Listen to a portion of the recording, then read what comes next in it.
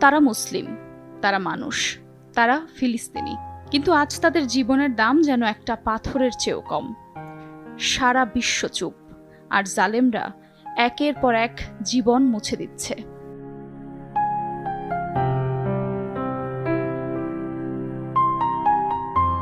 কিন্তু আল্লাহ চুপ নন।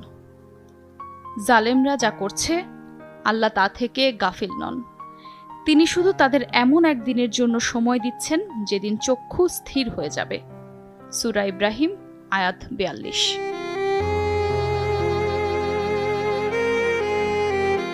আল্লাহ দেখছেন যে শিশু তার মায়ের বুকের দুধ পায়নি, পেয়েছে বোমার টুকরো।